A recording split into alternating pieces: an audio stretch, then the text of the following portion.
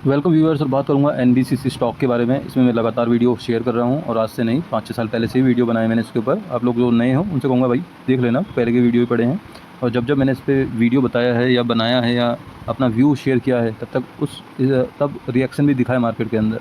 अब मैंने जो ये लिखा है थंबनेल में उसके पीछे मैं लॉजिक डिस्कस करने वाला हूँ। सो फटाफट मत देखिए वीडियो भाई, फटाफट कुछ काम मत करिए। अगर इन्वेस्टमेंट करते हो तो जाहिर सी बात है थोड़ा रिसर्च, थोड़ा न्यूज़ समझने की कोशिश करो, तभी तो आपके जो डिसीजन मेकिंग पावर है वो इंक्रीज होगी। जितना आप रिसर्च करोगे, मेरा वीडियो देखो, किसी और का भी देखो, चाहे कुछ भी करो, लेकिन पूरा देखो कि सामने वाला बताना क्या चाह रहा है, लॉजिक समझना। और सबसे पहले इंपॉर्टेंट डिस्क्लेमर,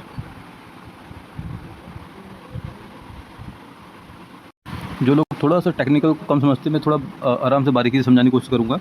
देखिए, ये वॉल्यूम का डेटा है और 24 से 30 जून का, मतलब 5-6 दिन का, या मान के चलिए 1 वीक का है। 24 जून को इसके अंदर वॉल्यूम था 8.4 मिलियन, 25 जून को था 9.71 मिलियन, 26 जून को 14 से 15 पहुंच गया, नोट करो, 29 जून को 20, 30 जून को 18। तो कितना जंप दिख रहा है यहाँ पर। ये देखिए 3 दिन लगातार वॉल्यूम बढ़े हैं। तो भाई ऐसा तो है नहीं कि कोई रिटेलर जाग गया, रिटेलर इतना वॉल्यूम नहीं बढ़ा सकते भाई, बड़ा प्लेयर की एंट्री बोलते हैं इसको। अगर कोई चार्ट में ब्रेकआउट दिखता है, उसके साथ वॉल्यूम बढ़ता है, तो कन्फर्मेशन होती है एक। समझे लॉजिक? नहीं समझ में आया और बताऊंगा, दूसरे तरीके से बताऊंगा। अब इस वॉल्यूम से क्या निष्कर्ष निकला या क्या आउटपुट निकला, समझिए। पिछले 15 दिन का एवरेज वॉल्यूम की बात कर रहा हूँ, वो 12-13 मिलियन रहा है भाई। और जो 29 और 30 जून का वॉल्यूम है, मैंने आपको दिखाया ना कहाँ पहुँचा है। तो यहाँ पर साफ साफ लगता है भाई कोई बड़ा प्लेयर इसके अंदर एंट्री कर चुका है। मैं जब कह रहा हूँ तो मैं लॉजिक के साथ कह रहा हूँ, तुक्केबाजी नहीं कर रहा हूँ। क्या ये देख के खरीद लें? नहीं भाई, मैंने देखो नई एंट्री के लिए बता रहा हूँ। ऐसा नहीं कि मैं बता दिया वॉल्यूम है तो खरीद लो, नहीं। नई एंट्री के लिए तो भाई अब 110 के ऊपर जाए तब खरीदो, ठीक है। और वॉल्यूम 2 करोड़ तक हो जाए तो भाई सुभान अल्लाह हो जाएगा काम। फिर साथ साथ इंपॉर्टेंट चीज़ ये भी नोट करो, जो डेटा बता रहा हूँ, मैं अभी डेटा पे बात कर रहा हूँ सीधे, कोई मैं हवाई न्यूज़ नहीं दिखा रहा हूँ। कोई डेटा, जो डेटा मतलब हिस्ट्री चल रही है पिछले 15 दिन का, वही डेटा एनालिसिस करके बता रहा हूँ। 42 से 46%, 42 से 46% लोग अपने पोर्टफोलियो में ख़रीद के रख रहे हैं इसको, डिलीवरी में उठाया जा रहा है ये, जो कि एक पॉजिटिव संकेत दे रहा है भाई, पॉजिटिव। टेक्निकली मैंने आपको 2 पॉइंट बताए, एक वॉल्यूम और एक डिलीवरी परसेंटेज। फंडामेंटली देखो, इनको 18,780 करोड़ के ऑर्डर मिले हैं फाइनेंशियल ईयर 26 के अंदर, और जो उनकी ऑर्डर की बुक है वो 1.2 लाख हो गई है। तो मीन्स आप कह रहे हो कि वॉल्यूम अच्छे हैं और डिलीवरी में लोग उठा रहे हैं, ऑर्डर इसको मिल रहे हैं, इसकी ऑर्डर बुक मजबूत हो रही है। तो क्या ये स्टॉक बेचने वाले संकेत दे रहा है या खरीदने वाले संकेत दे रहा है? लॉजिक बताना आप। इसका जो पैट है भाई पिछले बार वो बढ़ के आया है, ठीक है। हालांकि जो नेट प्रॉफिट है उसके अंदर उतना कुछ फ़र्क नहीं दिखा, लेकिन पैट बढ़ना भी बहुत इंपॉर्टेंट होता है किसी भी स्टॉक के लिए। तो Q4 के रिजल्ट आप लोगों ने मैंने दिखाए भी थे, अच्छे खासे आए हैं। इनका जो मैनेजमेंट की कमेंट्री थी वो भी अच्छी आई है। और दूसरा बड़ा पॉइंट है, जुलाई में भैया रिजल्ट आने हैं इनके दोबारा से। पॉइंट समझिए, जुलाई रिजल्ट का महीना है। और पता नहीं 4 या 5 ऑर्डर तो मैंने कवर करे हैं अपने वीडियो में, आप देख लेना पिछले 2-3 महीने में। पिछले लास्ट के 2-3 वीडियो देखिए मैंने, जो ऑर्डर मिले हैं इनको मैंने कवर करें सारे। तो भाई जब बिजनेस आ रहा है, जाहिर सी बात है बैलेंस शीट जो भी निकलेगी, प्रॉफिट एंड लॉस जो भी निकलेगा वो अच्छा आना चाहिए। लॉजिकली तो यही कहता है ना भाई। अब वो कुछ अनसर्टेन चीज़ें हो जाएँ वो तो आपके या मेरे कंट्रोल में नहीं है, लेकिन जो ऑर्डर आ रहे हैं उसके अकॉर्डिंग रिजल्ट अच्छा आने की संभावना बहुत हाई है। मैंने इसके ऑर्डर सारे शेयर किए आप लोगों के साथ, ठीक है। तो यार यहाँ भी पॉजिटिव संकेत मिल रहा है कि भाई ऑर्डर आ रखे हैं, तो जो रिजल्ट आएंगे उससे भी हमें उम्मीद अच्छी है। जो पहली बार देख रहा है और उसके बाद ये स्टॉक है या लेने वाला है, तो भाई मैं कहूँगा मेरे पहले की वीडियो भी देख लेना।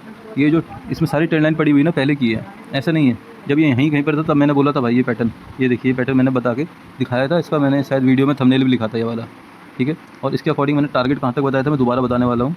जो यहाँ से यहाँ तक की लंबाई है 27 पॉइंट अब यहाँ पर रख लो, जहाँ पर इसने ब्रेकआउट दिया है।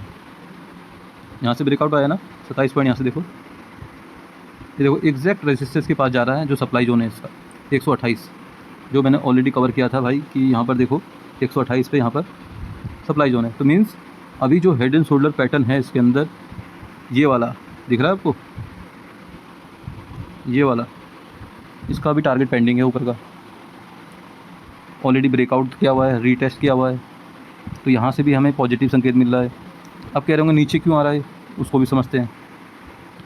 आप देखिए यहाँ पर इसने कंसोलिडेशन किया था ये एरिया में, ये एरिया पूरा कंसोलिडेट करके ब्रेकआउट किया है इसने।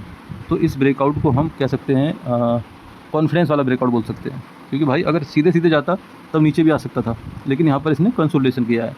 तो हम कह सकते हैं यहाँ पर बायर और सेल की लड़ाई हुई, बायर जीत गए। ठीक है, यहाँ पर एक देखो छोटा सा गैप भी पेंडिंग था, जो कि इसने पिछले 3 दिन में भरा है और लोगों को डराया है। ठीक है, जैसे ही ये इस पर्टिकुलर एरिया के ऊपर निकलेगा फिर दोबारा से, फिर ये तेज़ी कंटिन्यू हो जाएगी। और जब तक ये इसके ऊपर है तब तक बाय ऑन डिप है ये। मैंने पिछले वीडियो में बताया था कि जब तक ये इस ट्रेंड लाइन के ऊपर है, ये वाली जो ट्रेंड लाइन तोड़ी है इसने, इसके ऊपर सस्टेन कर रहा है, तब तक कोई खतरा है ही नहीं इसके अंदर। ठीक है, और रिस्क कितना हुआ, 3 से 4 रुपये का रिस्क है इसके अंदर, मैक्सिमम रिस्क 3 से 4 रुपये है। 99 के नीचे क्लोज होगा भाई, तभी तो कह रहा हूँ मैं, तब रिस्क बढ़ेगा, तब तक तो रिस्क है ही नहीं। ये जो करता है ना यहाँ पर, ये ड्रामेबाजी जो चल रही है ये वाली, ये रिटेलर के लिए कि भैया डरो बेचो, और कल ये अगर थोड़ा गैप अप खुल के इसको तोड़ देता है तो जिसने बेचा होगा वो फिर महंगे में खरीदेगा ना इसको। लॉजिक समझना आप। तो इंपॉर्टेंट पॉइंट क्या बताया, 99 के ऊपर जब तक है तब तक बाय ऑन डिप। और टारगेट मैंने आपको मैक्सिमम कहाँ का बताया, जाना तो उसको वहाँ है 125 से 30 के बीच में, लेकिन अभी बीच में पड़ रही है एक ही ट्रेंड लाइन, ये वाली ट्रेंड लाइन। तो पहला टारगेट इसका यही होगा, यहाँ से क्या यूँ यहाँ पर थोड़ा सा और डरा के तब सीधे जाएगा ये चांसेस हाई हैं।